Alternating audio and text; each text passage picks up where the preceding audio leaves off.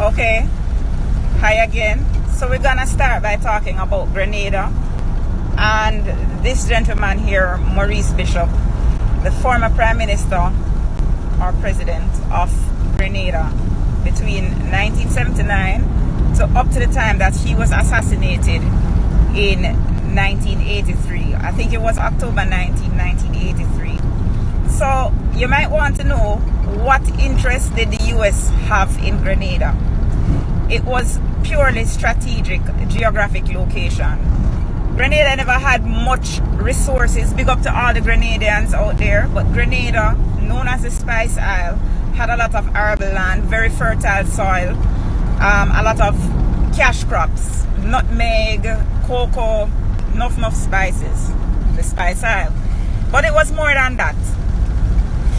You see, Grenada is in close enough proximity to Venezuela, and between Cuba, Venezuela and Grenada formed a triangle of interest to the US, because the US were always watching them back for Russia, and according to them, based on the location, Russia could easily send across things to Cuba, and Cuba just shut it down to Grenada and Venezuela.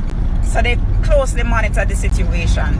It didn't really matter much to Jimmy Carter, but Ronald Reagan was very, very paranoid about Grenada. Now, Bishop himself, it is said, was assassinated by his deputy, who was Winston Bernard Cord, I believe. Now, what we don't know is if US had anything to do with that coup, because it was a coup and they overthrew him, executed him. Up to this day, his body hasn't been found.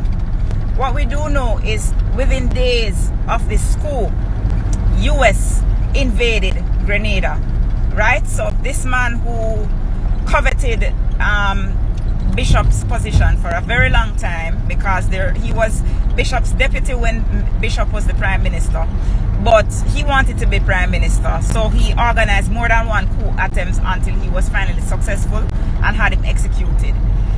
We don't know what role America played in that, but what we do know is immediately after, the US invaded Grenada. So the US named the Operation Urgent Fury, under the pretext of going to rescue their citizens, because they had a medical school down there and they had about 600 medical students there, along with some other of their citizens. The real concern was they wanted to blow up the airstrip. That airstrip was built by Cuba and they wanted to get... So let's continue and conclude the story of Maurice Bishop. So even though there was no concrete proof tying the US to Bishop's assassination in 1983, of course, you know, people are talking, whistleblowers are talking. There is one specific one, Philip Agi, whatever he pronounces his name as, an ex-CIA, who said that US was indeed involved in the assassination of Maurice Bishop. What we do know to this date, because Cord, his wife, and some military people and others, about 17 of them, the Grenada 17, were arrested and charged and convicted of Bishop's assassination. What we do know is that Cord approached Cuba, he approached Russia, he approached Venezuela, all of which turned him down, because Maurice Bishop was a very charismatic leader, similar to Michael Manley, and they had their own little crew.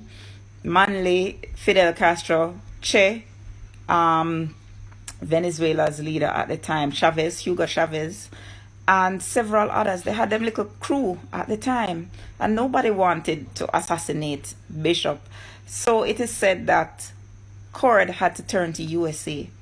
USA was very concerned with the relations between Grenada and Cuba, Venezuela, the whole Russian connection, USSR connection, and the influence that USSR was exerting in the region, especially since they had influence over several Latin American countries as well. So they jumped at the opportunity to help get rid of Bishop. What Cord did not expect is that shortly after, US would go and invade Grenada immediately after he had Bishop executed. So he really didn't get a chance to lead. under the guise of rescuing their people, the 600 med students and some other citizens they had there, they went in and, as I said, blew up the airfield, because really and truly that is what it was about. Reagan, who was the president at the time, was very, very, very concerned that Russia would be able to use the new Grenadian airstrip as a landing base to get in weapons, and they didn't want that. So it was about the strategic location. And of course, right after the coup and then the coup, the invasion, Operation Urgent Fury, the US installed their own people, and the rest is history. No more issues, apart from, of course, the circle and cycle of death that they have Grenada trapped in, like the rest of us. But that's the story of Maurice Bishop, one of the most prolific Caribbean leaders of all time from Grenada.